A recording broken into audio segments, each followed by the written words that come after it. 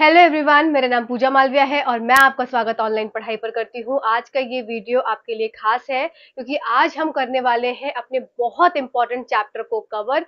किसी भी government exam में इस चैप्टर से क्वेश्चन जरूर आता है, तो इस चैप्टर को हम इस तरीके से करेंगे कि आप किसी भी एग्जाम में अगर बैठे तो आपका क्वेश्चन गलत ना हो। तो आज हम चैप्टर करने वाले हैं अपना विद्युत इलेक्ट्रिसिटी। तो ये चैप्टर मैं आपको बोर्ड पे पढ़ाऊंगी, साथ ही साथ इसके प्रीवियस ईयर क्वेश्चंस में आपको पीपीटी के माध्यम से जो स्क्रीन पे हम करेंगे लास्ट में। तो इस चैप्टर को पूरा समझिएगा, प्लस इसका आपको पीडीएफ मिल जाएगा टेलीग्राम चैनल पर, तो वहां से भी जाकर आप जुड़ जाइए, टेलीग्राम चैनल को ज्वाइन कर लीजिए। अब ये क्लासेस आपकी कंटिन्यू रहेंगी without any break, Monday to Friday. जो आपका एक हैशटैग चलता है 10 का डोज पूजा मैम के साथ, तो रोज सुबह 10 बजे इसको आपको लेना है। तो ये कंटिन्यूएशन अब ब्रेक नहीं होगा, जितना भी ब्रेक होना था वो हो गया, ओवर हो गया काम मेरा। ये कंटिन्यूएशन में चलता रहेगा, तो आप सब अब ज्वाइन हो जाइए, रेगुलर आपको लेक्चर्स मिलते रहेंगे। तो चलिए किसी का समय नहीं वेस्ट करते हुए सीधा टॉपिक पर आते हैं, और जो भी चीजें हमारी जो मिस हो गई हैं 10 से 15 दिन में, उन सबको जल्दी जल्दी से कवर करते हैं। तो आइए सबसे पहले जान लेते हैं, इलेक्ट्रिसिटी हम पढ़ रहे हैं। तो इलेक्ट्रिसिटी पढ़ रहे हैं तो इसका मतलब हमें पढ़ना है सबसे पहले इलेक्ट्रिक करंट के बारे में, आपका विद्युत प्रवाह के बारे में सबसे पहले जानना है। तो इलेक्ट्रिक करंट है क्या? तो आपके अगर घर में इलेक्ट्रिसिटी आ रही है तो इसका मतलब इलेक्ट्रिसिटी आ रही है तो कुछ एक इलेक्ट्रिक करंट फ्लो हो रहा है। तो वो कैसे करंट फ्लो हो रहा है? चार्ज फ्लो हो रहा है कि इलेक्ट्रॉन्स फ्लो हो रहे हैं? तो ये जो एक कंफ्यूजन दिमाग में रहता है, आइए मैं इस कंफ्यूजन को दूर करती हूँ। तो सबसे पहले आपके सामने मैं ड्रॉ करूंगी एक सर्किट, उस सर्किट से हम चीजों को समझेंगे। तो एक सर्किट मैंने यहाँ पर एक सिंपल आपके लिए ड्रॉ किया। ये ऊपर क्या लगा है, just a second, marker leak हो गया एज यूजुअल। हाँ, ये क्या है? बल्ब, ठीक है। और ये यहाँ पर क्या है? पॉजिटिव टर्मिनल और एक है नेगेटिव टर्मिनल। ये आपका क्लास 8 की एनसीईआरटी में आपको बैटरी सेल कनेक्ट करना भी बताया है, तो मैं क्लास 10th के लेवल को चल रही हूँ। क्लास 8 में जो भी चीजें हैं उसको मैं साथ साथ आपको बताती चलूंगी। जैसे कि उसमें बताया है कि पॉजिटिव टर्मिनल और नेगेटिव टर्मिनल आप किस तरीके से लगा सकते हैं, और किस तरीके से आपके इलेक्ट्रॉन्स और किस तरीके से चार्ज का फ्लो होता है। ठीक है, तो सबसे पहले इसको समझ लेते हैं। तो ये आपका हो गया पॉजिटिव टर्मिनल और ये हो गया आपका नेगेटिव टर्मिनल, ठीक है। धनात्मक और ऋणात्मक, ठीक है, पॉजिटिव और नेगेटिव। तो आपका जो इलेक्ट्रॉन्स होता है वो हमेशा ऑपोजिट दिशा में होता है ट्रैवल, किससे? चार्ज के। जो आपका विद्युत आवेश होता है उसके जस्ट ऑपोजिट दिशा में क्या हो जाता है? इलेक्ट्रॉन्स का फ्लो। चलिए समझेंगे। तो इसका मतलब कि अगर ये यहाँ पर पॉजिटिव टर्मिनल की बैटरी है और ये आपकी नेगेटिव टर्मिनल की बैटरी है, तो चार्ज कहां से कहां फ्लो होगा? हमेशा पॉजिटिव से नेगेटिव की तरफ चार्ज जो है वो फ्लो करता है। तो इसका मतलब आपका यहां से यहां क्या हो रहा है? आपका इलेक्ट्रिक करंट या चार्ज इधर से इधर फ्लो हो रहा है, ठीक है। अब इसके साथ साथ आपकी एक बुक में बात है कि इलेक्ट्रॉन्स का फ्लो, तो हमेशा चार्ज की विपरीत दिशा में, मतलब अगर ये आपका चार्ज इधर फ्लो हो रहा है तो इलेक्ट्रॉन्स का फ्लो किधर हो जाएगा? इस दिशा में। इस तरीके से आपका इलेक्ट्रॉन्स का फ्लो होगा। तो मैं रेड कलर से आपको यहाँ पे समझा रही हूं कि ये क्या हो गया? इलेक्ट्रॉन्स का फ्लो, ठीक, जस्ट ऑपोजिट दिशा में, किसके? आपके चार्ज के। चार्ज आपका किधर था? इधर साइड में था, पर इलेक्ट्रॉन्स का फ्लो क्या है? इधर साइड है। इसका मतलब कि जिस दिशा में चार्ज फ्लो करता है उसके ऑपोजिट दिशा में इलेक्ट्रॉन्स फ्लो करता है। ये एक बार एक गवर्नमेंट एग्जाम में, कॉम्पिटिटिव एग्जाम में क्वेश्चन पूछा गया था कि फ्लो ऑफ चार्ज जो है, इलेक्ट्रिक चार्ज है, और फ्लो ऑफ इलेक्ट्रॉन्स है, क्या वो समानांतर एक ही दिशा में होते हैं, पैरेलल होते हैं, या एक दिशा में हो रहे हैं, या विपरीत दिशा में हो रहे हैं, किस तरीके से होते हैं? तो आपका उत्तर हो जाएगा क्या? कि ये हमेशा क्या हो जाएंगे? एक दूसरे के विपरीत दिशा में, ऑपोजिट डायरेक्शंस में ट्रैवल करेंगे, ठीक है। आई होप आपको ये पॉइंट क्लियर हो गया होगा। ये सर्किट है, यहाँ पे जब ये सर्किट आपका, ये बैटरी, जब इस बैटरी को आप क्लोज कर देते हैं, इसका मतलब पूरा का पूरा सर्किट जब कंप्लीट हो जाता है, तब क्या होता है? आपका चार्ज फ्लो होता है, और चार्ज फ्लो होने से इलेक्ट्रॉन्स भी फ्लो हो रहे हैं, उसकी वजह से बल्ब जो है वो ग्लो करता हुआ दिखाई देता है। अब इसी साथ में एक क्वेश्चन एग्जाम में कई बार सीटेट एग्जाम में पूछा गया है। क्या वो क्वेश्चन है कि मान लीजिए एक किसी लड़की का नाम दे दिया कि उसके पास एक सर्किट है, अब उस सर्किट को वो कंप्लीट नहीं कर पा रही है। जैसे कि मान लीजिए यही यहाँ पर मैं अगर ड्रॉ कर दूं आपको, ये सिंपल, यहाँ पर क्या क्या है? ये बल्ब लगा हुआ है और बल्ब इस तरीके से है, इसको उसको ग्लो कराना है। यहाँ पर पॉजिटिव टर्मिनल और नेगेटिव टर्मिनल उसके पास सारी चीजें हैं, कंप्लीट है, पर क्या हो रहा है उसके पास एक शॉर्टेज हो जा रही है तार की, मतलब वो अपने सर्किट को कंप्लीट नहीं कर पा रही है। तो अब वो ऐसी सिचुएशन में क्या करेगी, तो जाहिर सी बात है कि वो अलग से क्या करेगी, कोई भी तार को ऐड करेगी। तो अब इसमें ऑप्शंस आ जाते हैं आपके एग्जाम में कि वो कौन से तार को ऐड कर सकती है। क्या वो प्लास्टिक के वायर को ऐड करेगी, क्या वो वुडन के ब्लॉक को ऐड करेगी, क्या वो आयरन के नेल को उसमें ऐड कर देगी। तो इसमें आपका उत्तर हो जाएगा कि जो कंडक्टर्स होंगे, जो इलेक्ट्रिसिटी को कंडक्ट करते हैं, जो चालक हैं आपके विद्युत के, उसी को अगर वो अटैच करती है तो क्या हो जाएगा, आपको इलेक्ट्रिसिटी फ्लो होने लगेगी। अगर यहाँ पर मैं साइड में लगा दूं, यहाँ पर मान लीजिए मैंने यहाँ पर क्या लगा दिया, एक रबर बैंड लगा दिया। क्या है ये, रबर बैंड। ठीक है, अगर मैंने यहाँ पे रबर बैंड लगा दिया तो क्या ये इलेक्ट्रिसिटी का पाथ कंप्लीट हुआ, नहीं हुआ। क्यों, क्योंकि रबर बैंड क्या है आपका, ये इंसुलेटर है। अब इंसुलेटर होने की वजह से क्या है, ये आपका कुचालक है, मतलब ये इलेक्ट्रिसिटी को कंडक्ट होने नहीं देगा। इसकी जगह पे अगर मैं इसको हटाकर मैंने क्या करा, यहाँ पर या तो मैंने आयरन नेल लगा दी, या तो मैंने यहाँ पर क्या करी, एक आयरन नेल अटैच कर दी। ठीक है, या मैंने इसके जगह पे क्या कर दिया, एक वायर अटैच कर दिया, कॉपर वायर, स्टील वायर, कोई भी तरह का वायर, ऐसा वायर जो कि इलेक्ट्रिसिटी को कंडक्ट कर रहा है। तो क्या करेगा, तो ये आपका सर्किट को कंप्लीट कर देगा और ये जो बल्ब है ये ग्लो होने लगेगा। तो ये वाला क्वेश्चन आपका कई बार एग्जाम्स में आया है, तो इस क्वेश्चन को ध्यान देंगे। ठीक है, ये बहुत ईजी सा क्वेश्चन है, 1 नंबर फ्री का है। ठीक है, तो चलिए आइए अब अपने इस टॉपिक पे वापस आते हैं कि इलेक्ट्रिक करंट। तो इलेक्ट्रिक करंट क्या है, जो मैंने भी आपको यहाँ बताया कि it is just a flow, it is the just a rate of flow of charge. कितना रेट, कितने दर से आपको विद्युत आवेश जो है वो बह रहा है या फ्लो कर रहा है, वो क्या हो जाएगा, आपका इलेक्ट्रिक करंट हो जाएगा। अब इसके साथ साथ आपको दूसरा पॉइंट क्या याद रखना है कि हमेशा जो इलेक्ट्रिक करंट होता है उसके या फ्लो ऑफ चार्ज के विपरीत दिशा में क्या हो जाता है, फ्लो ऑफ इलेक्ट्रॉन्स। तो इसको ये भी बोल सकते हैं कि it is amount of flow of charge, कितना अमाउंट है फ्लो ऑफ चार्ज, कितना चार्ज जो है वो फ्लो कर रहा है, क्या हो गया, इलेक्ट्रिक करंट। अब इसको एक और भाषा में बोल सकते हैं कि it is just a flow of electrons, क्या इलेक्ट्रॉन्स कैसे फ्लो कर रहे हैं, कितना रेट है उनका फ्लो होने का। अब इसका क्या हो गया, अगर ये इस दिशा में फ्लो हो रहा है, क्या आपका अमाउंट ऑफ चार्ज, तो आपका हमेशा इलेक्ट्रॉन्स का फ्लो क्या हो जाएगा, विपरीत दिशा में हो जाएगा। ठीक है, या इसको बोल सकते हैं rate of flow of charge. ठीक है, आवेश का क्या दर है, किस दर से आवेश, आपको विद्युत आवेश फ्लो कर रहा है, उसकी दर क्या हो जाएगी, आपकी इलेक्ट्रिक करंट हो जाएगी। ठीक है, दूसरी बात, इसका एक फॉर्मूला बहुत ही ज्यादा इंपॉर्टेंट हो जाता है, आपके एग्जाम में आया है कई बार और कई गवर्नमेंट एग्जाम्स में आया है ये फॉर्मूला। ठीक है, तो हम इस तरीके से पढ़ेंगे कि साथ जैसा आपके एग्जाम में पेपर आता है उस तरीकों को तो हम देखेंगे। सीटेड अपने पैटर्न को हर बार चेंज करता है, मींस आपके क्वेश्चन के लेवल को हर बार चेंज करता है, तो चीजों को समझना बहुत ही ज्यादा आवश्यक हो जाता है। साथ ही साथ हम प्रीवियस ईयर क्वेश्चंस तो कर ही रहे हैं सीटेड के, और भी हम प्रीवियस ईयर क्वेश्चंस को टच करते हुए चलेंगे कि आपके बीपीएससी में कैसा आया या आपका केवीएस में कैसे क्वेश्चन पूछे जाते हैं। तो किसी को भी छोड़ना नहीं है, क्योंकि सबका बेस क्या है, एनसीईआरटी है। तो एनसीईआरटी को बेस को पकड़ते हुए, क्वेश्चंस को समझते हुए हम चीजों को भी समझेंगे। बस आप अब जुड़े रहिए, अब मैं भी अपने फॉर्म में आ गई हूँ वापस, बस कर देंगे, 4 डालेंगे इस बार सीटेड। चलिए, तो Q क्या हो जाता है, Q is equals to I into T. याद कैसे करना है, मैंने पिछली बार भी याद करवाया था, क्विट से याद करना है। कोई चीज को क्विट कर दिया, छोड़ दिया, तो QIT, क्विट कभी नहीं भूलेंगे, QIT। क्या मैंने बोला आपको, वापस से सुनेंगे, QIT, क्विट से याद रखेंगे। तो Q equals to I into T. Q क्या हो गया आपका, चार्ज हो गया, I क्या हो गया, इलेक्ट्रिक करंट हो गया। यहां पर मैं लिख देती हूं, Q क्या है आपका, चार्ज है, I क्या हो गया आपका, करंट हो गया, और T क्या हो गया आपका, T आपका हो गया टाइम।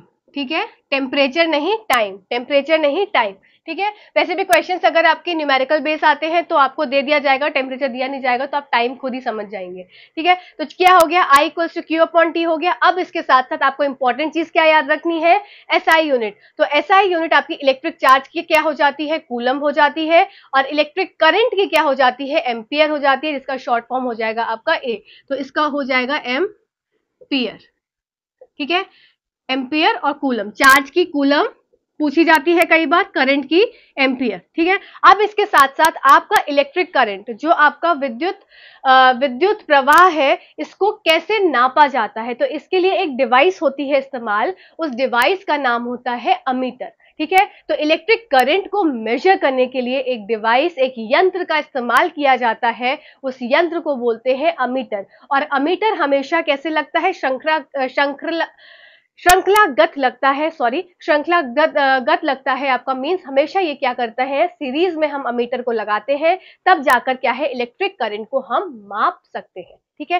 पहला इंपॉर्टेंट पॉइंट इसका कि हमेशा कैसे लगता है अमीटर, आपका सीरीज में लगता है। अब आइए देख लेते हैं किस तरीके से अमीटर को सीरीज में लगाएंगे, और ये सारे टॉपिक्स हम इसमें कवर करेंगे। तो मैंने यहाँ पे साइड में लिख दिया है, आप इसको देख सकते हैं। ये सब चीजें आपकी कवर होंगी, पूरा चैप्टर अब क्लास 10th के लेवल से कवर होगा, ठीक है। बिल्कुल टेंशन मत लीजिएगा, बस चैनल से जुड़े रहिए। अब बस मैंने बोला ना, मैं अपने फॉर्म में वापस आ गई हूँ। चलिए आइए सबसे पहले देख लेते हैं, ये क्या हो गया हमारा रेजिस्टेंस, अभी हम समझेंगे। अभी सिर्फ आप अमीटर देखिए, किस तरीके से अमीटर को अटैच किया जाता है, किसमें, आपका किसी भी सर्किट में, ठीक है। अभी के रेजिस्टेंस क्या होता है, रेजिस्टिविटी मतलब प्रतिरोध क्या होता है, प्रतिरोधकता क्या होती है, सारी चीजें हम कवर करेंगे, सब चीजें हम समझेंगे, ठीक है। तो ये क्या हो गया आपका, रेजिस्टेंस हो गया आर, और ये क्या हो गया आपका अमीटर। तो अमीटर हमेशा रेजिस्टेंस के क्या लगता है, हमेशा सीरीज में लगता है, श्रृंखलागत लगता है। इसी के साथ साथ वोल्ट मीटर कैसे लगता है, वो मैं अभी आपको आगे चलकर बताऊंगी, ठीक है। ये क्वेश्चन आपके एग्जाम में आया है, इसलिए मैं बार बार इस पे फोकस कर रही हूँ। तो आपका क्या हुआ, ये रेजिस्टेंस हो गया, और रेजिस्टेंस के साथ में मतलब समान आपका सीरीज में या श्रृंखलागत, एक श्रृंखला में क्या लगा, अमीटर। और अमीटर का काम क्या होता है, इलेक्ट्रिक करंट को मेजर करना, ठीक है। चलिए अब बात कर लेते हैं, ये आपका हो गया। चलिए अब बात कर लेते हैं पोटेंशियल डिफरेंस की। पोटेंशियल डिफरेंस क्या है आपका, संभावित अंतर। तो संभावित अंतर मतलब पोटेंशियल डिफरेंस को V से डिनोट किया जाता है। अब कोई भी सर्किट में इलेक्ट्रिक करंट तब फ्लो होगा जब क्या होगा, पोटेंशियल डिफरेंस डेवलप होगा, ठीक है। इस बात को समझेंगे, किसी भी सर्किट में अब पॉजिटिव टर्मिनल से नेगेटिव टर्मिनल, जो आप ये देख रहे हैं हर सर्किट में कि पॉजिटिव है एक पॉइंट धनात्मक और एक आपका ऋणात्मक, ठीक है। तो ये जो पॉजिटिव से नेगेटिव आपका दिख रहा है, इसका मतलब कि एक पोटेंशियल डिफरेंस क्रिएट हो रहा है। इस पोटेंशियल डिफरेंस के क्रिएट होने से क्या हो रहा है, इलेक्ट्रॉन्स का फ्लो या चार्ज का फ्लो हो रहा है, तभी क्या हो रहा है, इलेक्ट्रिसिटी जनरेट हो रही है, और कोई भी सर्किट कंप्लीट होते हुए बल्ब क्या है, ग्लो कर जा रहा है। तो वो क्यों हो रहा है, क्योंकि उसके बीच में क्या है, पोटेंशियल डिफरेंस बन रहा है। इसको आप ऐसे समझ सकते हैं, जैसे कि एक तरफ पानी आपका क्या है, उठा हुआ है, ऊंचा है, और एक तरफ क्या है, लेवल नीचा है। तो ऊंचे की तरफ से मतलब जहां पर पानी ज्यादा है, समझेंगे इसको इधर देखिए, यहां पर क्या है, इस वाले बॉक्स में पानी का लेवल आपका,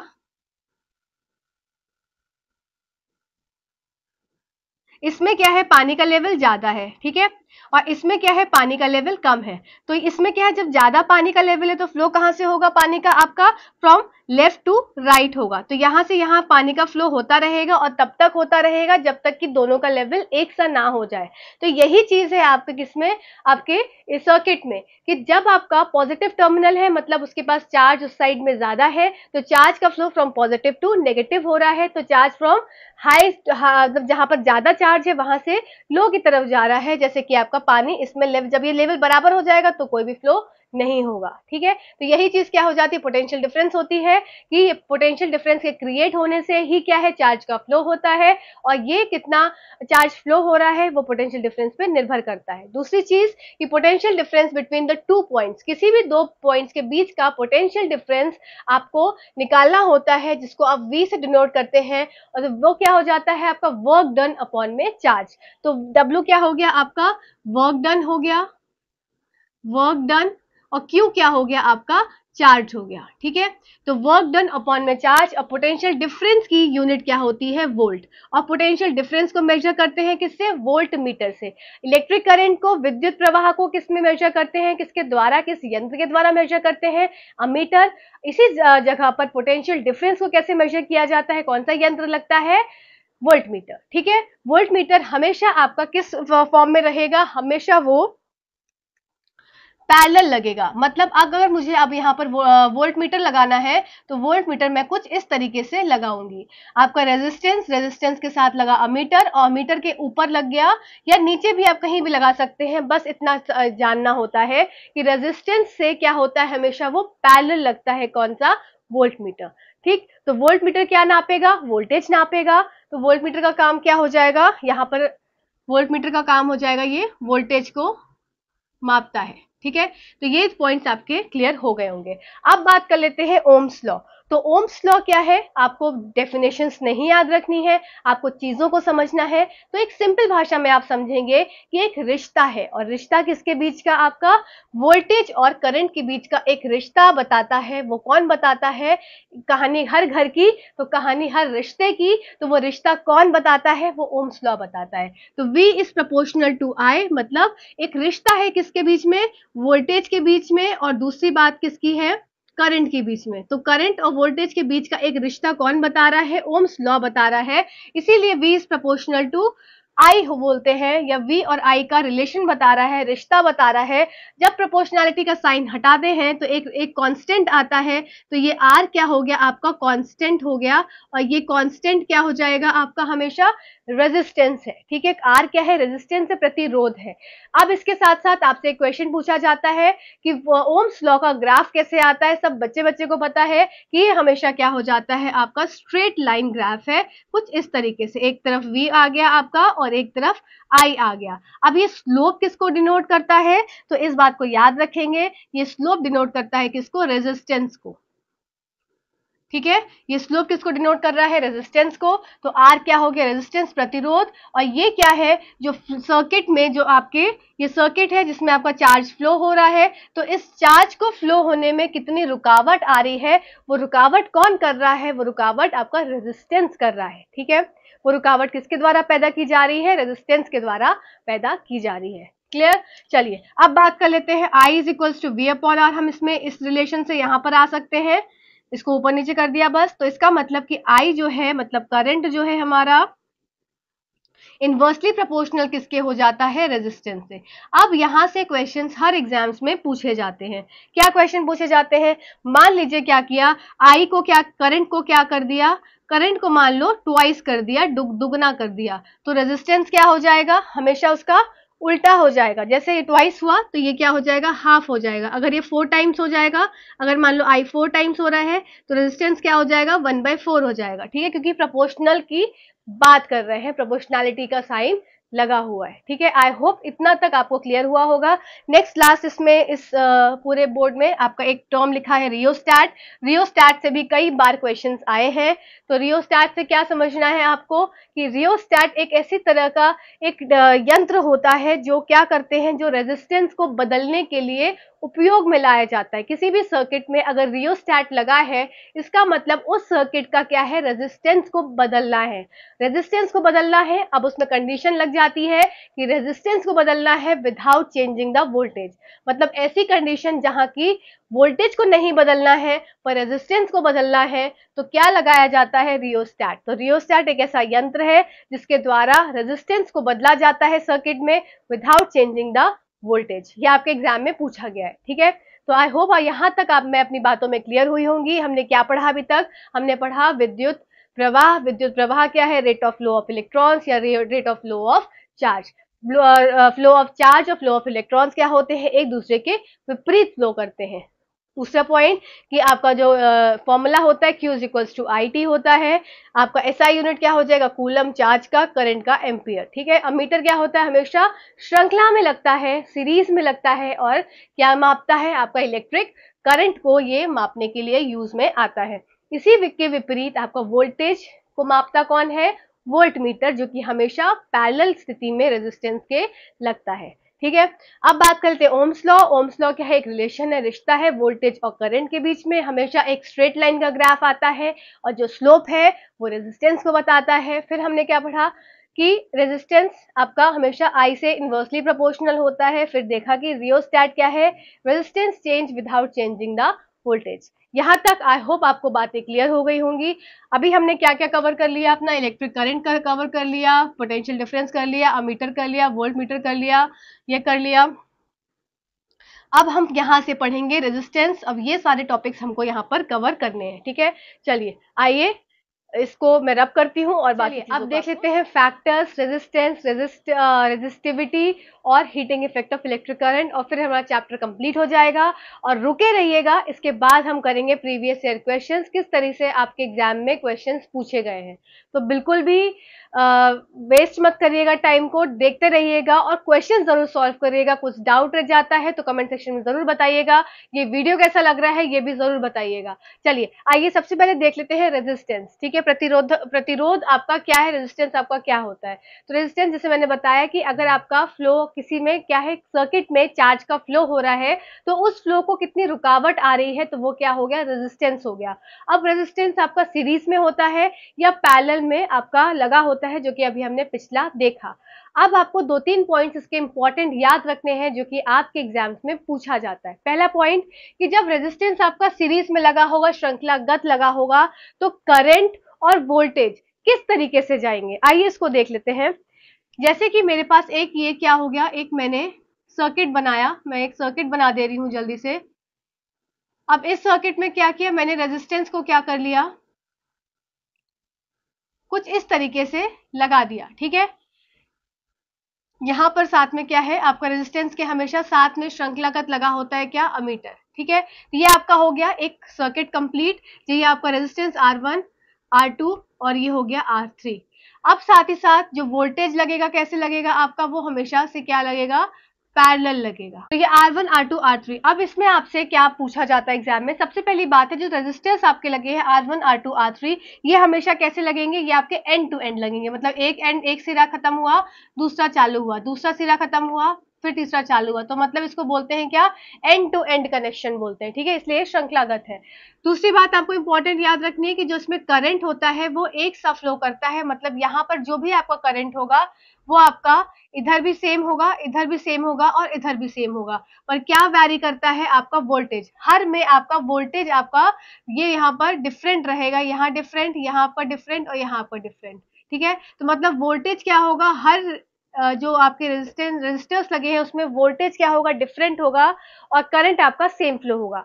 इसके विपरीत कंडीशन हो जाती है कैसी, जब आपकी सीरीज कॉम्बिनेशन होता है, सॉरी जब आपका पैरेलल कॉम्बिनेशन होता है। कहाँ गया डस्टर। अब इसी को अगर हम पैरेलल कॉम्बिनेशन में देखें तो पैरेलल कॉम्बिनेशन कुछ इस तरीके से होता है।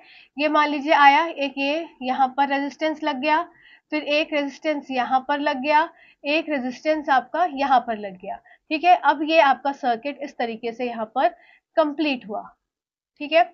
अब यहाँ पर क्या हो गया, ये आपका R1 हो गया, ये आपका R2 हो गया और ये आपका क्या हो गया, R3।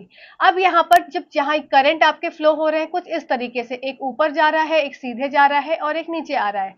तो यहाँ पर क्या हो जाएगा, करंट क्या करेगा, यहाँ पे पैरेलल में आपका करंट क्या होगा, वैरी करेगा, सब में अलग अलग जाएगा, पर वोल्टेज क्या होगा यहाँ पर, सेम होगा, ठीक है। तो ये पॉइंट आपको याद रखना है, एग्जाम्स में पूछते हैं, ठीक। चलिए यहाँ पर आपका रेजिस्टेंस सीरीज और पैरेलल में हो गया। अब इसके साथ साथ आपके इसी रिसेंट 21 जनवरी को जो पेपर हुआ था उसमें इस बार इस चैप्टर से आपका एक न्यूमेरिकल का क्वेश्चन आया था। तो मैंने अपने जो स्लाइड है उसमें 1-2 न्यूमेरिकल्स भी ऐड कर दिए हैं जो एनसीईआरटी के हैं, तो जरूर देखिएगा। आपके एग्जाम्पल्स मैंने ऐड किए हैं, आपको समझाने की कोशिश करी है, तो उसको जरूर देख लीजिएगा जिससे कि आपके एग्जाम में अगर उससे रिलेटेड क्वेश्चन आए तो आप कर पाए, ठीक है। आप एक बार क्वेश्चन को देखेंगे तब आप एग्जाम में अगर उस तरह से क्वेश्चन आएगा तो आप कर पाएंगे। आजकल न्यूमेरिकल्स बहुत आते हैं तो एनसीईआरटी के न्यूमेरिकल्स को भी मैं कवर करूंगी अब जितने भी सेशंस लूंगी आगे, ठीक है। चलिए तो देख लेते हैं। अब इसका फॉर्मूला क्या हो जाएगा, अगर मैं सीरीज की बात करूं तो आर इफेक्टिव हो जाएगा सीरीज कॉम्बिनेशन में R1 plus R2 plus R3। इसका भी मैंने क्वेश्चन ऐड किया है 1-2, तो उसको जरूर देखिएगा। इसमें आर इफेक्टिव क्या हो जाएगा आपका, तो 1/R इफेक्टिव हो जाएगा ये, ठीक है। पैरेलल है तो 1/R इफेक्टिव हो जाएगा, 1/R1 प्लस 1/R2 और प्लस 1/R3, ठीक है। तो ये जो हो गया आपका, ये 2 फॉर्मूलेज हो गए जो कि आपको याद रखना है। इजी सा है, पैरेलल है तो कुछ पैरेलल के फॉर्म में रहेगा, सीरीज है तो आपको सीरीज में लगेगा, श्रृंखलागत लगेगा, आसान है याद करना। अब बात कर लेते हैं रेजिस्टिविटी क्या होती है, प्रतिरोधकता क्या होती है। तो अब इसकी रेजिस्टिविटी की आपकी एसआई यूनिट हो गई ओम्स मीटर, ठीक है। डिपेंड करता है रेजिस्टिविटी आपका नेचर ऑफ द मटेरियल और टेम्परेचर के ऊपर। ये भी बीपीएससी एग्जाम में ये क्वेश्चन आया था, ठीक है। तो ये क्वेश्चन इस तरीके से क्वेश्चन अगर आपके अलग एग्जाम्स में भी आते हैं तो ये इंपॉर्टेंट हो जाते हैं इस तरह के क्वेश्चन। तो आपका रेजिस्टिविटी किस पे डिपेंड होता है, निर्भर करता है नेचर ऑफ द मटेरियल और आपके तापमान पर। दूसरी बात है रेजिस्टिविटी आपकी क्या है, रेजिस्टिविटी क्या है, किसी चीज को रोक पाने की क्षमता, ठीक है। करंट जो आपका फ्लो कर रहा है, अब उसमें कितनी क्षमता है, उस रेजिस्टेंस के जो रेजिस्टर्स लगे हैं उसमें कितनी क्षमता है कि उस इलेक्ट्रॉन के फ्लो को या उस चार्ज को वो रोक पाए, ठीक है। तो ये क्या हो गई आपकी रेजिस्टिविटी हो गई, प्रतिरोधकता हो गई, क्या, रोक पाने की क्षमता। आप सिंपल लैंग्वेज में याद रखिए, रोक पाने की क्षमता किसी चीज को, हम कोई जा रहा है उसको कितना खींच के रोक पा रहे हैं कि तुम मत जा, है ना, रुक जा, घर पे बैठ जा, रुक जा, तो वो क्या हो गई आपकी रेजिस्टिविटी हो गई, ठीक। All set. चलिए अब बात कर लेते हैं। अब आपके एग्जाम में देखो एनसीईआरटी की लाइन है ये, नाइक्रोम यह होता है, ये आपका सबसे ज्यादा रेजिस्टिविटी होती है, has the highest resistivity, that's why it produce lots of heat. Nichrome की सबसे ज्यादा रेजिस्टिविटी होती है, ज्यादा हाईएस्ट रेजिस्टिविटी होती है, इसीलिए इसके बहुत ज्यादा हीट को प्रोड्यूस करता है, ठीक। चलिए अब बात कर लेते हैं कुछ कारक, जो कि आपके कारक किस चीज के हैं, आपके कारक जिन पर चालक का प्रतिरोध निर्भर करता है। तो इसके लिए आपको ये फॉर्मूला याद रखना होगा, इस फॉर्मूले से कई बार क्वेश्चंस आते हैं। तो सबसे पहली बात है लेंथ ऑफ द वायर, तो फैक्टर्स में सबसे पहले लेंथ ऑफ द वायर। अगर लेंथ ऑफ द वायर आपकी, देखो इसमें क्या हो जाएगा, अगर मैं यहां पर आपको मार्कर चेंज करके दिखाऊंगी तो ज्यादा चीजें समझ में आएंगी। देखो सबसे पहले, जस्ट अ सेकेंड, हाँ, ये आर है और ये लेंथ है, हमें इन दोनों को देखना है, आर और लेंथ को। तो आर और लेंथ मतलब आर किसके प्रोपोर्शनल है, डायरेक्टली प्रोपोर्शनल है लेंथ के, ठीक। अगर जितना ज्यादा मेरे पास इतनी लेंथ है वायर की, या मेरे पास इसके बाद इतनी लेंथ है वायर की, तो जितनी ज्यादा लेंथ बढ़ती चली जाएगी रेजिस्टेंस उतना बढ़ता जाएगा। अगर लेंथ मैंने और बढ़ा दी तो रेजिस्टेंस और बढ़ जाएगा, ठीक है। क्यों, क्योंकि आर डायरेक्टली प्रोपोर्शनल है एल के, डायरेक्टली प्रोपोर्शनल है मतलब सीधा सीधा निर्भर करता है किस पे, लेंथ पर, लेंथ ऑफ द वायर पे। तो जैसे जैसे मैंने लेंथ बढ़ाई रेजिस्टेंस भी क्या हो गया, प्रतिरोध क्या हो गया, बढ़ गया। क्लियर। दूसरा पॉइंट क्या है आपका, एरिया ऑफ क्रॉस सेक्शन। अब एरिया ऑफ क्रॉस सेक्शन मतलब कि अब जैसे मुझे मोटाई चौड़ाई के ऊपर बात करनी है, मोटाई चौड़ाई की बात किस तरीके से हो जाएगी, मान लो पहले मेरे पास कुछ वायर इस तरीके था, इतना चौड़ा मेरे पास वायर था, फिर मैंने क्या कर दिया, एरिया ऑफ क्रॉस सेक्शन बढ़ा दिया और मैंने ये लेंथ क्या है, अब सेम ही है, ठीक है। अब मैंने क्या कर दिया, और चौड़ा वायर बना दिया कुछ इस तरीके से। तो जैसे जैसे मैं एरिया ऑफ क्रॉस सेक्शन बढ़ाती जा रही हूं, तो अब यहां पर क्या हो गया, लेंथ किस, आर किसके प्रोपोर्शनल है, इनवर्सली प्रोपोर्शनल है एरिया ऑफ क्रॉस सेक्शन के।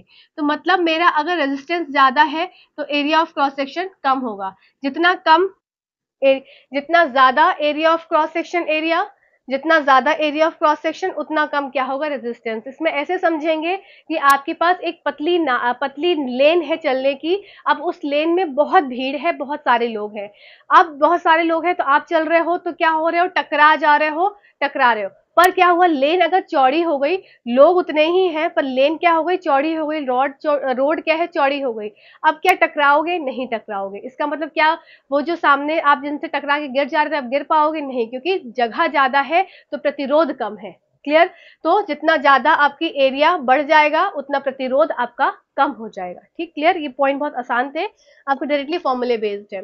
नेक्स्ट बात कर लेते हैं, क्या नेक्स्ट है आपका nature of the material. Nature of the material से क्या मतलब हो गया, अगर नेचर ऑफ द मटेरियल देखो, इंसुलेटर्स और कंडक्टर्स या सेमीकंडक्टर्स। तो इंसुलेटर्स क्या हो गए आपके, इंसुलेटर्स क्या है, जो आपके इलेक्ट्रॉन्स को फ्लो या फ्लो ऑफ चार्ज नहीं होने देंगे, जैसे प्लास्टिक हो गया, वुड हो गया, तो ये सब क्या हो गए, नेचर ऑफ द मटेरियल पे हो गए, वुड हो गया, ठीक है। अब आपका इसी के साथ साथ कंडक्टर्स क्या क्या हो गए, नाइक्रोम वायर हो गया, मतलब जितने तरीके के वायर, एल्यूमिनियम। फिर बात आ जाती है टेम्परेचर, तो जितना ज्यादा टेम्परेचर होगा उतना ज्यादा रेजिस्टेंस होगा, सीधा सीधा टेम्परेचर पे आपको याद रखना है। टेम्परेचर पे क्या है, टेम्परेचर ज्यादा तो रेजिस्टेंस आपका ज्यादा, ठीक है, ये पॉइंट याद रखना है। चलिए तो ये सारी चीजें यहाँ पर कवर हो जाती हैं। अब बात कर लेते हैं heating effect of electric current. जैसे मान लो कि एक इलेक्ट्रिक सर्किट है जो कि मैंने भी बनाया था, इस इलेक्ट्रिक सर्किट में इलेक्ट्रॉन्स का फ्लो हो रहा है, चार्ज का फ्लो हो रहा है। अब दो चीज आपको याद रखनी है, जब इलेक्ट्रिक सर्किट में जैसे ही स्विच को ऑन किया इलेक्ट्रिक करंट फ्लो हुआ, उसके फ्लो होने से क्या था, फ्लो ऑफ चार्ज था, है ना, फ्लो ऑफ चार्ज हुआ। फ्लो ऑफ चार्ज के होने से क्या हुआ, इलेक्ट्रॉन्स का फ्लो हुआ। अब इलेक्ट्रॉन्स जैसे ही फ्लो करते हैं तो क्या शांति से चलते चले जाते हैं, नहीं, इलेक्ट्रॉन्स बहुत शैतान होते हैं, धक्का मुक्की करते हैं, इधर से उधर धक्का देते हैं। तो इलेक्ट्रॉन्स के फ्लो होने से क्या होता है, एक दूसरे से कोलिजन होता है, धक्का होता है, टकराव होता है। उस टकराव की वजह से क्या होता है, हीट जनरेट होती है। और आपने देखा होगा कि आप जब मोबाइल को चार्ज कर रहे हैं या किसी भी इलेक्ट्रिक आइटम को अगर बहुत देर से चार्जिंग पे लगाया है तो वो गर्म हो जाती है। क्यों होती है, क्योंकि इसमें फ्लो ऑफ चार्ज है। फ्लो ऑफ चार्ज है इसका मतलब फ्लो ऑफ इलेक्ट्रॉन्स है। इलेक्ट्रॉन्स के फ्लो होने से कोलिजन हो रहा है, टकराव हो रहा है एक दूसरे में, और उस टकराव की वजह से क्या है, एक टेम्परेचर, एक तापमान देखने को मिल रहा है या हीट देखने को मिल रही है, हीट का जनरेशन हो रहा है। ठीक है, इजी था। अब इसी heating effect of electric current पे बहुत सारे एप्लीकेशंस आपको पढ़ने हैं, जैसे फ्यूज पढ़ना है, आपको रूम हीटर पढ़ना है, आपको बल्ब पढ़ना है। उसमें कुछ कुछ इंपॉर्टेंट पॉइंट्स जो कि एग्जाम में पूछे ही जाते हैं, उनको जरूर देखना है। ठीक है, चलिए आइए उनको देख लेते हैं। तो मैंने क्या बताया आपको, heating effect of electric current, according to Joule's law of heating effect क्या होता है कि करंट फ्लो होता है तो इलेक्ट्रॉन्स फ्लो होते हैं, इलेक्ट्रॉन्स फ्लो होते हैं तो कोलिजन होता है और हीट जनरेट होती है। इसका फॉर्मूला भी याद रखेंगे, एग्जाम में डायरेक्टली क्वेश्चन पूछा जा सकता है। अभी तक तो नहीं आया पर आगे आ सकता है। तो H is equal to I square R T. अब इसका एप्लीकेशन है सबसे पहले बल्ब, कि बल्ब ग्लो करता है। ठीक है, बल्ब ग्लो कर रहा है तो उसमें क्या प्रेजेंट होता है, आपका फिलामेंट, एक तंतु प्रेजेंट होता है। और वो तंतु किसका बना होता है, टंगस्टन का बना होता है। अब टंगस्टन क्या है, उसका हाई मेल्टिंग पॉइंट, उसका गलनांक बहुत ज्यादा होता है, जिसका 3380 मतलब 3380 डिग्री सेल्सियस इसका गलनांक होता है। ठीक है, इसलिए टंगस्टन इसमें यूज होता है। साथ ही साथ आपका नाइट्रोजन और आर्गन इसमें फिल होती है। ठीक, नेक्स्ट बात कर लेते हैं किसकी, रूम हीटर की। इसमें ऐसा मेटल यूज करते हैं, ऐसा मेटल यूज करते हैं जिसका गलनांक सबसे ज्यादा हो। ठीक है, आपके एनसीईआरटी बुक में एक टेबल दी हुई है, तो उस टेबल को आप देखेंगे तो आप देखेंगे, बुक जरूर खोलिएगा, जितना भी कोई भी पढ़ाए पर एक बार बुक जरूर पलट के देखा करिए। उससे क्या है, चीजें लगता है कि हाँ पढ़ ली, कवर हो गया चैप्टर, तो एक बार पलट के जरूर देख लीजिएगा। तो उसमें एक टेबल दी हुई है, उसमें आपको सबके गलनांक देखने को मिलेंगे। उसमें आप देखोगे कि सबसे ज्यादा गलनांक किसका है, आपका नाइक्रोम का देखने को मिलेगा, जो कि 1150 है। तो इसीलिए रूम हीटर आपने देखा होगा, उसके जो रूम हीटर होता है उसका जो मेटल होता है वो जनरली किसका बना होता है, नाइक्रोम का बना होता है, क्योंकि ऐसा हमको मेटल चाहिए उसमें जो कि गले ना जल्दी, जो खराब ना हो जल्दी। ठीक है, और बहुत ज्यादा लार्ज अमाउंट ऑफ हीट को प्रोड्यूस करे। और हमने क्या पढ़ा था कि नाइक्रोम की क्या होती है, हाईएस्ट रेजिस्टिविटी होती है, और इसी वजह से क्या होता है, वो सबसे ज्यादा हीट को प्रोड्यूस करता है। ठीक है, तो ये हम पढ़ चुके हैं, और ये आपका यहाँ पर हो गया नाइक्रोम, और रूम हीटर में आपका यूज होता है नाइक्रोम। अब बात कर लेते हैं फ्यूज की। तो फ्यूज क्या है, फ्यूज आपने देखा होगा कि घर में आपके लगे होते हैं। जैसे ही करंट का अगर कुछ गड़बड़ी चलती है, करंट अगर एकदम से हाई वोल्टेज आ जाता है तो फ्यूज क्या है, ब्रेक हो जाता है। एमसीबी लगी होती है सबके घर में, तो उसी की बात हो रही है। तो वो क्या हो जाती है, ब्रेक हो जाती है, जिससे कि घर के अप्लायंसेस खराब नहीं हो। अगर ऐसा नहीं होगा तो घर के अप्लायंसेस खराब हो जाएंगे, आग लग सकती है, बहुत सारे कैजुअलिटी हो सकती है। तो इसीलिए घर में फ्यूज वायर्स का यूज होता है, फ्यूज लगाया जाता है। अब बात कर लेते हैं फ्यूज में क्या इंपॉर्टेंट आपके एग्जाम में पूछा जाता है। तो सबसे बड़ी बात है कि फ्यूज में क्या होना चाहिए, उसका गलनांक क्या होना चाहिए, कम होना चाहिए। रेजिस्टिविटी आपकी रेजिस्टेंस क्या होनी चाहिए, ज्यादा होनी चाहिए। गलनांक कम क्यों होना चाहिए, जैसे ही मान लो आपका एक लिमिट सेट की गई है कि हाँ इतना वोल्टेज यहाँ आना है, अगर उससे वोल्टेज जरा सा एक्सीड होता है तुरंत वो टूट जाता है, क्योंकि उसका मेल्टिंग पॉइंट ही कम रखा गया, उतना सेट करके रखा गया। ठीक है, तो इसका मेल्टिंग पॉइंट क्या होता है, लो होता है, हाई रेजिस्टेंस होता है। ऐसा मेटल लेते हैं जिसका गलनांक सबसे कम हो। इसका एग्जाम्पल हो जाएगा आपका टिन और लेड का यूज किया जाता है जनरली किसमें, फ्यूज में। फ्यूज वायर का मैक्सिमम मिनिमम लिमिट हम सेट कर रखते हैं कि फ्यूज वायर की इतनी मिनिमम लिमिट है। इस मिनिमम लिमिट से अगर ऊपर हो गया वोल्टेज का फ्लो, करंट का फ्लो, तो क्या होगा, फ्यूज ब्रेक हो जाएगा और पूरा का पूरा क्या, सर्किट ब्रेक हो जाएगा। क्लियर, चलिए अब बात कर लेते हैं कुछ ऐसे तरल पदार्थ होते हैं जो कि आपके इंपॉर्टेंट हैं और जो कि आपके एग्जाम में कई बार रिपीट हुए क्वेश्चंस। ठीक है, जो कि आपके चालक हैं इलेक्ट्रिसिटी के और जो आपके चालक नहीं है। मतलब आपको इसमें देखना है कि जो तरल पदार्थ जिसमें आपके क्या होंगे, फ्री आयंस होंगे, वो क्या करेंगे, इलेक्ट्रिसिटी को कंडक्ट करेंगे, और जिसमें फ्री आयंस नहीं होंगे वो इलेक्ट्रिसिटी को कंडक्ट नहीं करेंगे। All set. चलिए, तो बिजली के चालक क्या क्या हो गए आपके, सॉल्ट सोल्यूशन हो गए क्योंकि इसमें फ्री आयंस होते हैं प्रेजेंट, लेमन हो गया, सॉरी विनेगर हो गया, हैंडपंप का पानी हो गया, टैप वाटर हो गया, मिल्क हो गया। मिल्क जनरली ऐसा लगता है कि क्या है, ये कंडक्ट नहीं करता होगा इलेक्ट्रिसिटी को, पर मिल्क भी क्या है, इलेक्ट्रिसिटी को कंडक्ट करता है। तो याद रखेंगे इस सारे पॉइंट्स को आप, ठीक है। सारे जितने प्रीवियस क्वेश्चंस में ना जितने भी ऑप्शंस आपको दिए गए थे वो सारे ऑप्शंस मैंने यहाँ पे नोट कर दिए, जिससे कि आपको कोई नया ऑप्शन देखने को नहीं मिले, और मिल जाता है तो आप समझिएगा कि किसमें आपके फ्री आयंस होंगे, किसमें हो सकते हैं। देखो, जितने भी तेल होंगे, जितने भी ऑयल है, केरोसिन ऑयल है, वेजिटेबल ऑयल है, जितने भी तरीके के ऑयल है, वो सारे क्या होंगे, वो इलेक्ट्रिसिटी कंडक्ट नहीं कर पाएंगे। हनी, शहद, वो इलेक्ट्रिसिटी कंडक्ट नहीं कर पाएंगे। डिस्टिल वाटर इलेक्ट्रिसिटी कंडक्ट नहीं कर पाएगा। सोप सॉल्यूशन, साबुन का पानी करेगा। टैप वाटर करेगा। इस तरीके से सी का जो समुद्री पानी, फ्री आयंस होते हैं प्रेजेंट उसमें, करेगा, ठीक है। तो इस तरीके से आप याद रखेंगे। ग्लिसरीन नहीं करेगा। केरोसिन ऑयल हो गया, नहीं करेगा। तो ये सब हमने देख लिया। अब बात कर लेते हैं लास्ट टॉपिक अपना, इसके बाद हमको प्रीवियस ईयर क्वेश्चंस देखने हैं, तो जाइएगा नहीं, रुके रहिएगा, अच्छे से तैयारी करिए, क्योंकि लास्ट टाइम का जो पेपर था, मतलब सीरियसली बोल रही हूँ, बहुत अच्छे लेवल का आया था। अगर नहीं पढ़ोगे स्टार्टिंग से अच्छे से, चीजों को नहीं समझोगे, तो लास्ट में सिर्फ मैराथन से काम नहीं चलेगा। मैराथन देखो, मैराथन तो होंगी, सब लोग कराएंगे। मैराथन एक तरह से रिविजन क्लासेस होते हैं, आपने जितना पढ़ा है उसको क्विक रिविजन के लिए, पर एक समझ बनाने के लिए, चीजों को समझने के लिए, किस तरह से क्वेश्चंस पूछते हैं, किस तरह से आपको अप्लाई करना है अपने नॉलेज को, वो आपको तब समझ में आएगा जब आप प्रॉपर सीरीज को देखेंगे। तो इन सीरीज को मैं कंटिन्यू रखूंगी, आप इसको देखिएगा जरूर, आपको रियली हेल्प मिलेगी। और अभी तो बहुत टाइम है, बहुत अच्छे से हम कवर करेंगे। चलो, सारा रिवीजन भी करेंगे, class 6 NCERT, class 7 NCERT one shot में, ये सब भी करेंगे अभी सब। बस अब तो मैं चालू हो गई, मैंने बोला ना मैं अपने फॉर्म में आ गई हूँ। इलेक्ट्रिक पावर, तो इलेक्ट्रिक पावर क्या होता है, rate of doing work is power. किस रेट से कोई काम हो रहा है, कोई दर किस काम करने की, वो क्या हो जाती है, पावर हो जाती है, ठीक है। तो rate of consumption of energy, कितना आप एनर्जी का यूज कर ले रहे हैं, इलेक्ट्रिक एनर्जी का, इलेक्ट्रिसिटी का, वो क्या हो गया, आपका इलेक्ट्रिक पावर हो गया। इसका फॉर्मूला हो जाता है P is equals to V into I. ये आपका बीपीएससी एग्जाम में पूछा गया है, तो आपका सीटेट एग्जाम में पूछा जा सकता है, ठीक है, क्योंकि बेस हमारा क्या है, एनसीईआरटी।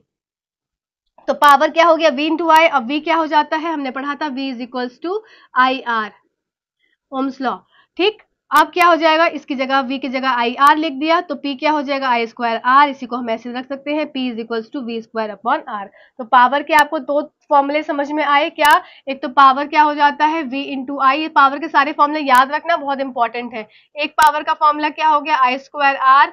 एक फॉर्मूला क्या हो गया पावर का, power equals to V square upon में आर। तो ये तीन फॉर्मूले जरूर याद रखना, कोई ना कोई फॉर्मूले आ जाता है और डायरेक्ट न्यूमेरिकल बेस्ड क्वेश्चन आता है, ठीक है। तो यहाँ पे आपका ये चैप्टर खत्म होता है। आई होप मैंने सारे पॉइंट्स को कवर किया होगा, कुछ छूट जाता है तो कमेंट सेक्शन में जरूर बता देना, मैं अपकमिंग वीडियोस में उन चीजों को भी कवर करती चलूंगी। साथ ही साथ अब चलिए सीधा प्रीवियस ईयर क्वेश्चन को देखते हैं, और याद रखिए डेली आपको रोज सुबह 10 बजे #10 का डोज लेना नहीं भूलना है। जब तक आपका एग्जाम नहीं होता, आप इन सेशंस को जो देखते रहिए, समझते रहिए। हम पेडागोजी की भी क्लासेस स्टार्ट करेंगे, सब करते चलेंगे, बस आप जुड़े रहिए, आपके साथ से ही ये चैनल ग्रो हो पाएगा। चलिए सीधा स्क्रीन पर चलते हैं और प्रीवियस ईयर क्वेश्चंस को सॉल्व चलिए तो जल्दी से आप प्रीवियस ईयर क्वेश्चंस देख लेते हैं। प्लस मैंने इसमें 3-4 क्वेश्चन एनसीईआरटी के भी डाले हैं, तो उसको जरूर कर लीजिएगा, क्योंकि हो सकता हो नए तरह के क्वेश्चंस आ जाएं, क्योंकि अब तो एनसीईआरटी से आपके न्यूमेरिकल्स भी पूछे जाते हैं डायरेक्टली। तो चलिए सबसे पहले क्वेश्चन की तरफ चलते हैं। What is being measured using the volt meter. तो ये डायरेक्ट क्वेश्चन है, इजी क्वेश्चन है कि वोल्ट मीटर का उपयोग करके क्या मापा जा सकता है। तो इसका आंसर क्या हो जाएगा, वोल्ट मीटर कहाँ पे उपयोग में आता है, आपका हमेशा पोटेंशियल डिफरेंस को मापने के लिए, ठीक है। तो पोटेंशियल डिफरेंस का क्या मतलब हो जाएगा, इसका मतलब हम कह सकते हैं इन टर्न कि ये वोल्टेज को नापने के लिए आपका किसका इस्तेमाल होता है, वोल्ट मीटर का इस्तेमाल होता है, ठीक है। तो आपका ऑप्शन क्या हो जाएगा, अवरोधक पर वोल्टेज, मतलब वोल्टेज अक्रॉस द रेजिस्टर। जब रेजिस्टर्स के क्रॉस जहां पर वोल्टेज लगा है तो उसको नापने के लिए किसका इस्तेमाल होता है, वोल्ट मीटर का इस्तेमाल होता है। और वोल्ट मीटर हमेशा, एक और पॉइंट इसमें याद रखेंगे कि वोल्ट मीटर हमेशा कैसे लगता है, तो वोल्ट मीटर हमेशा पैरेलल स्थिति में लगता है, ठीक है, पैरेलल या समानांतर। क्लियर? चलिए, और करंट को मापने के लिए किसका इस्तेमाल होता है? तो करंट को नापने के लिए अमीटर का उपयोग होता है, और अमीटर हमेशा श्रृंखलागत या हमेशा ये सीरीज कॉम्बिनेशन में प्रेजेंट होता है सर्किट में, ठीक है। चलिए नेक्स्ट क्वेश्चन की तरफ चलते हैं। नेक्स्ट क्वेश्चन है आपका, ये आपका देखो, अब अभी लास्ट जो 21 जनवरी को पेपर हुआ था, अभी मैंने वो क्वेश्चन भी इसमें ऐड किया है, तो एक क्वेश्चन आपका प्रैक्टिस हो जाएगा, उसके बाद आप उस क्वेश्चन को देखेंगे तो आपको चीजें समझ में आ जाएंगी और आप कहीं से गलत नहीं करेंगे, ठीक है। तो ये आपका क्वेश्चन है कि 4 तरीके के आपके रेजिस्टेंस हैं, 2 ओम, R1, R2, R3 और R4, जो बोला गया है उसको लिखते चलेंगे। तो एक आपका 2 ओम हो गया, ठीक है, फिर आपका क्या हो गया, 5 ओम हो गया, सॉरी 4 ओम हो गया, चलो 5 ओम भी कर, 4 ओम हो गया, ठीक, और लास्ट आपका R4 हो गया 20 ओम। इसको क्या किया, पैरेलल लगाया गया। इसका मतलब आपको फॉर्मूला यहाँ पर कौन सा लगाना होगा, आपका फॉर्मूला हो जाएगा 1/R equals to 1/R1 plus 1/R2 plus 1/R3 plus 1/R4। तो आर इफेक्टिव क्या हो जाएगा, इसका आर इफेक्टिव हो जाएगा, R1 क्या है 1/2 प्लस 1/5 प्लस 1/4 प्लस 1/20। तो इसका एलसीएम अगर लिया जाएगा तो आपको एलसीएम आ जाएगा कितना, 20। तो 2 10 ज़ा 20, 5 4 ज़ा 20, 4 5 ज़ा 20, 20 1 ज़ा 20, 4 14, और इधर हो जाएगा ये 9 10, तो मतलब 20/20। तो ये क्या हो गया 1, तो इसका मतलब 1/R इफेक्टिव क्या हो जाएगा आपका 1 ओम आया। इसका मतलब आपका आंसर आर इफेक्टिव कितना हो जाएगा, 1 ओम आपका आंसर आ जाएगा। तो जस्ट अ सेकेंड, तो ये आपका इसमें आंसर हो जाएगा क्या, 1 ओम इसका उत्तर हो जाएगा। तो इजी था। अगर इसी तरह से आपसे इस एक तरह से क्वेश्चन और पूछा जा सकता है, मान लो आपको क्या दे दिया जाए कि दो आपको श्रृंखलागत दे दिया जाए, कुछ ऐसे लगाया जाए रेजिस्टेंस, फिर आपका क्या कर दिया जाए, दो आपका रेजिस्टेंस पैरेलल में लगा दिया जाए, तो फिर आप इस तरह के क्वेश्चंस को कैसे सॉल्व करेंगे? तो आप किस तरह से करेंगे, देखो ये R1, R2, R3 और R4 कुछ इस तरीके से भी दिया जा सकता है। तो पहले इनको सॉल्व कर लो, ठीक है, ये सॉल्व हो जाएगा, ये आर इफेक्टिव आ जाएगा यहाँ पर, फिर इनको सॉल्व कर लो, इधर आर इफेक्टिव आ जाएगा, फिर जब ये दोनों आर इफेक्टिव आ जाएंगे फिर इन दोनों को सॉल्व कर लो। इस तरह से क्वेश्चंस को सॉल्व किया जाता है, ठीक है। चलिए नेक्स्ट क्वेश्चन की तरफ चलते हैं। नेक्स्ट क्वेश्चन है, इस क्वेश्चन को देखने के लिए हमको क्या देखना रहेगा, एक फॉर्मूला आपने जो पढ़ा था, क्या फॉर्मूला था, R is equals to rho L over A। ये फॉर्मूला हम पढ़ते आ रहे हैं, इसी फॉर्मूले के बेस पे क्वेश्चन है। क्या क्वेश्चन में दिया हुआ है, if the radius of the copper wire is doubled, अगर रेडियस R से क्या कर दिया जा रहा है 2R and its length remain the same, और उसकी लंबाई समान रखते हुए, तो L क्या है, L के बराबर ही है, उसकी प्रतिरोधकता पर क्या असर पड़ेगा, आपको R देखना है, क्या आपका R में अंतर आएगा, मतलब इसमें क्या अंतर आ जाएगा, ठीक है। सारी चीजें वैसे पुट करते हैं, तो एरिया ऑफ क्रॉस सेक्शन क्या हो जाता है, पाई R स्क्वायर, इसको पुट करेंगे, R is equals to rho L over, अब हम यहाँ पर क्या लगा देंगे, पाई R स्क्वायर, ठीक है। तो ये क्या हो गया, अब यहाँ पर क्या है, इसकी जगह हम ये लिख सकते हैं रो L ओवर L सेम है, पाई R क्या हो गया आपका 2R स्क्वायर, ठीक है। तो इसके हिसाब से क्या हो जाएगा, ये आ जाएगा आपका is equals to rho L upon में पाई 4R स्क्वायर, ठीक है। ये आपका सीधा सीधा हो गया। अब इसको क्या करेंगे, अगर आपने स्टार्टिंग में देखा होगा ये, अब इसको हम इसमें से सेपरेट आउट करेंगे, तो यहाँ पर क्या हो जाएगा, R is equals to rho L upon में पाई R स्क्वायर, और यहाँ पर क्या, ये सब चीजें एक तरफ कर ली, और क्या रह गया, इंटू 1/4। तो ये R, ये वाला टर्म अलग हो गया। इसको क्या करेंगे, ये R2 आ रहा है हमारा, ये R2, इसकी जगह R2 इज इक्वल्स टू ये हो गया R1 इंटू 1/4, या हम इसे लिख सकते हैं R2 is equals to R1 upon में 4। तो ये आपका 1/4 आपका उत्तर हो जाएगा, इसका मतलब ऑप्शन नंबर 4 आपका करेक्ट उत्तर हो जाएगा। तो डायरेक्टली आपको इसमें सिर्फ चीजों को पुट करना था और इजीली आपसे क्वेश्चन हुआ होगा। चलिए नेक्स्ट क्वेश्चन की तरफ चलते हैं। नेक्स्ट क्वेश्चन है, how will you be the resistance of a metallic wire be affected when its temperature is increased, जब आपका टेम्परेचर क्या है, बढ़ा दिया जाता है, किसी धात्विक वस्तु का तापमान बढ़ाने पर उसका प्रतिरोध किस प्रकार प्रभावित होगा, तो ये क्या हो जाएगा, हमेशा वो बढ़ता है। ये हम पढ़ चुके हैं फैक्टर्स अफेक्टिंग में, क्या था कि हमें टेम्परेचर बढ़ेगा तो आपका रेजिस्टेंस भी क्या हो जाएगा, बढ़ जाएगा। ठीक है, ये क्वेश्चन डायरेक्टली है। चलिए नेक्स्ट क्वेश्चन क्या है, what is the SI unit of resistivity. तो एसआई यूनिट ऑफ रेजिस्टिविटी क्या हो जाती है, ओम मीटर हो जाती है। ठीक, चलिए नेक्स्ट देख लेते हैं। नेक्स्ट क्या है, अ करंट ऑफ 0.5 एम्पियर। देखो ये सब क्वेश्चंस क्या है ना, ये सब मैंने इसमें एनसीईआरटी के ऐड किए हैं, तो जरूर लीजिएगा। ये पेज नंबर का किसी को नोट करना हो तो नोट कर सकता है, पेज नंबर 200 पे ये क्वेश्चन है। ठीक है, एनसीईआरटी का। A current of 0.5 ampere is drawn by a filament of electric bulb for 10 minutes, find the amount of electric charge that flows through the circuit. एक विद्युत बल्ब के फिलामेंट द्वारा 10 मिनट के लिए 0.5 एम्पियर की धारा खींची गई है। तो जो चीजें दी गई है वो हम लिख लेंगे एम्पियर की, मतलब करंट दिया है 0.5 एम्पियर। ठीक है, टाइम कितना दिया हुआ है, टाइम दिया है आपको 10 मिनट। अब इसके बाद क्या पूछ रहा है, find the amount of charge. अब आपसे क्यू क्या है पूछा जा रहा है थ्रू द सर्किट। तो हमने फॉर्मूला क्या पढ़ा था, Q is equals to I T, कैसे, क्विट से। अब सबसे बड़ी इंपॉर्टेंट बात है कि ये मिनट में है तो इसको पहले सेकंड में चेंज करेंगे।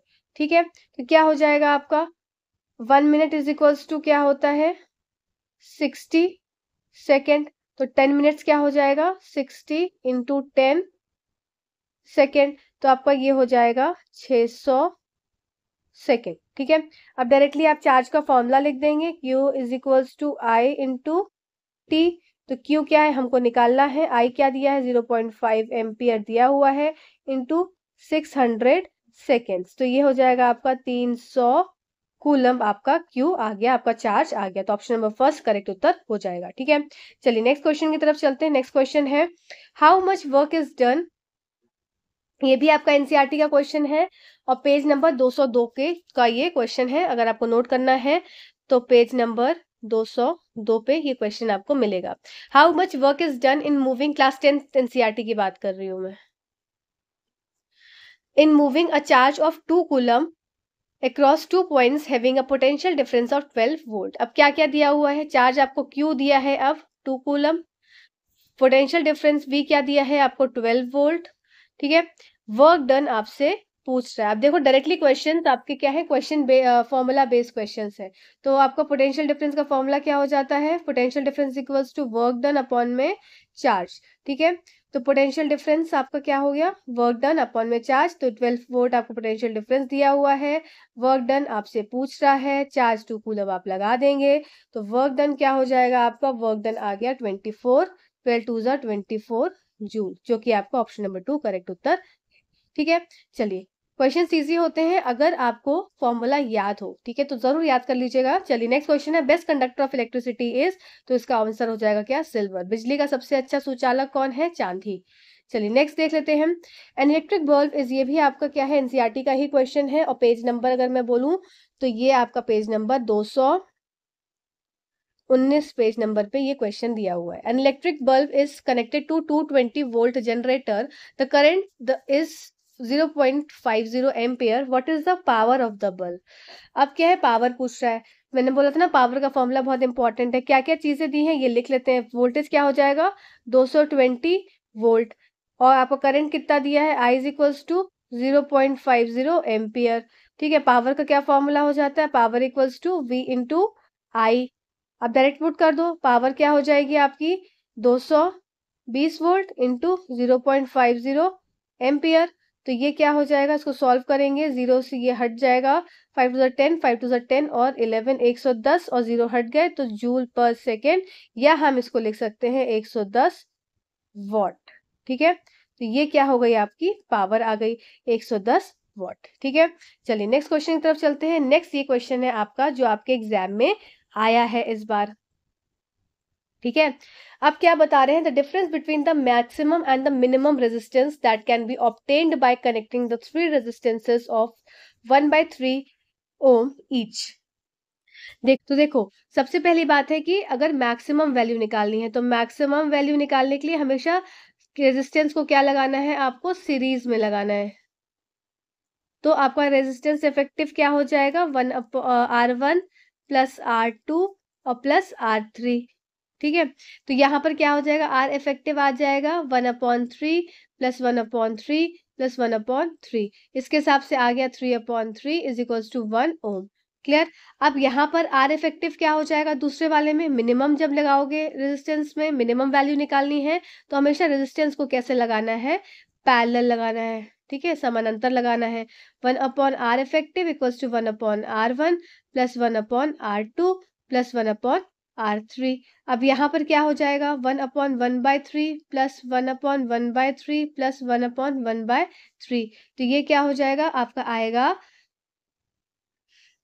1/9। ठीक है, तो ये आपका क्या होगा, मिनिमम वैल्यू आ गई रेजिस्टेंस की, ओम। तो अब क्या है, डिफरेंस देखना है दोनों का, तो डिफरेंस क्या हो जाएगा, मैक्सिमम और मिनिमम का 1 माइनस 1/9 इज इक्वल्स टू, यहाँ पे 9 आया तो 9 माइनस 1 इज इक्वल्स टू 8/9 ओम। तो आपका आंसर क्या हो जाएगा, ऑप्शन नंबर 2 करेक्ट उत्तर हो जाएगा। तो देखिए आपका किस तरीके से ये क्वेश्चन इस बार पूछा गया है। चलिए नेक्स्ट क्वेश्चन की तरफ चलते हैं। ये आपका पिछले बार क्वेश्चन आया है अगस्त वाले पेपर में। Read the following statement and choose the correct option. निम्नलिखित कथनों को पढ़िए और सही विकल्प का चयन कीजिए। अभिकथन क्या है, विद्युत धारा एक सदिश राशि है, मतलब वेक्टर क्वांटिटी है, और वेक्टर क्वांटिटी मतलब इसके पास मैग्नीट्यूड भी होगा और इसकी एक दिशा भी होगी, डायरेक्शन भी होगा। मैग्नीट्यूड मतलब एक कोई ना कोई एक वैल्यू होगी, ठीक है। तो एक वेक्टर क्वांटिटी है। दूसरी बात है electric current is a quantity having magnitude as well direction. तो इसके हिसाब से देखो इलेक्ट्रिक करंट क्या है, वेक्टर क्वांटिटी नहीं होती, इलेक्ट्रिक करंट क्या है, स्केलर क्वांटिटी है, पर फिर भी इसके पास क्या होता है, एक दिशा होती है। हमेशा इलेक्ट्रिसिटी का अगर फ्लो मैं करूं तो पॉजिटिव से नेगेटिव टर्मिनल की तरफ फ्लो करती है इलेक्ट्रिसिटी, तो एक दिशा में फ्लो कर रही है और एक आपका एक करंट का एक एम्पियर कुछ करंट फ्लो हो रहा है, तो मतलब हमेशा एक उसका वैल्यू भी है और एक दिशा भी है। पर इसके बावजूद क्या है, इलेक्ट्रिक करंट क्या होता है, एक स्केलर क्वांटिटी होता है, इस बात को याद रखेंगे। तो इसके हिसाब से आपका रीजन क्या है, आपका सॉरी असर्शन क्या है, गलत दिया है। तो इसका मतलब ए फॉल्स है बट आर इज ट्रू, तो ऑप्शन नंबर 2 करेक्ट उत्तर हो जाएगा। ए गलत है परंतु आर क्या है, सही है। रीजन सही है पर आपका असर्शन क्या है, गलत है। ठीक है, चलिए नेक्स्ट क्वेश्चन की तरफ चलते हैं। नेक्स्ट क्वेश्चन क्या है, a teacher takes 3 clean plastic caps of bottle. अब 3 बॉटल यहाँ पे बना लेते हैं हम। एक बॉटल ये है, एक बॉटल की कैप ये है और एक बॉटल की कैप ये है, ए बी और सी। ठीक है, she puts 2 tablespoon of distil water. इसमें क्या डाल दिया उसने, इसमें डाल दिया इसने डिस्टिल वाटर डाल दिया। तो डिस्टिल वाटर डाल दिया, इसका मतलब ये क्या है, ये कंडक्ट नहीं करता इलेक्ट्रिसिटी को। And few drops of hydrochloric acid है, तो इसमें क्या करा, इसने डिस्टिल वाटर डाला और प्लस क्या डाल दिया, HCl डाल दिया। ठीक है, देखते हैं क्या बोल रहे हैं। She puts 2 tablespoon of distil water, फिर इसमें भी क्या किया उसने, डिस्टिल वाटर डाल दिया एंड कास्टिक सोडा डाल दिया, NaOH डाल दिया। ठीक है, नेक्स्ट में क्या, she puts 2 tablespoon of distil water. अब इसमें क्या इसने ऐड किया, डिस्टिल वाटर ऐड किया और सम शुगर सॉल्यूशन ऐड किया। ठीक है, देखते हैं क्या पूछ रहे हैं। Which of the following solution will conduct electricity, कौन सा क्या है उपयुक्त घोलों में से कौन सा विद्युत का चालन करेगा। तो देखो डिस्टिल वाटर तो है यहाँ पर, इसका मतलब चालन नहीं करेगा, इसमें भी डिस्टिल है इसमें भी डिस्टिल वाटर है, तो डिस्टिल वाटर से तो हम नहीं समझ सकते। बाकी इसने जो सेकंड चीज डाली है उससे हम समझ सकते हैं। तो HCl तो कंडक्ट करेगा इलेक्ट्रिसिटी क्योंकि इसमें फ्री आयंस प्रेजेंट है, तो ये तो ऑप्शन नहीं होगा।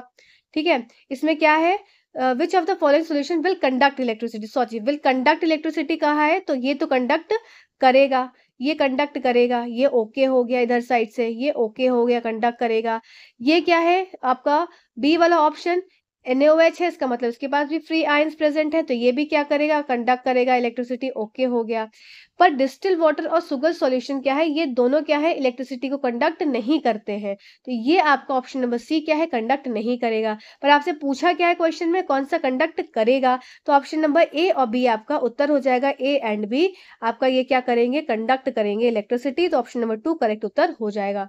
चलिए नेक्स्ट क्वेश्चन की तरफ चलते हैं। Which of the following can be use to complete an electric circuit if one runs out of connecting wire. जो मैंने आपको बताया था कि आपकी एक लड़की है, वो एक वायर का सर्किट बना रही है। अब उस सर्किट बनाने में क्या हुआ, ये एक बल्ब को उसको ग्लो कराना है, अब उसको क्या हुआ, एक वायर की थोड़ी सी कमी आ गई, तो वो किस चीज का ऐड करेगी? तो ये आपका पॉजिटिव टर्मिनल, नेगेटिव टर्मिनल है। तो क्या वो पेपर स्ट्रिप लगाएगी? नहीं।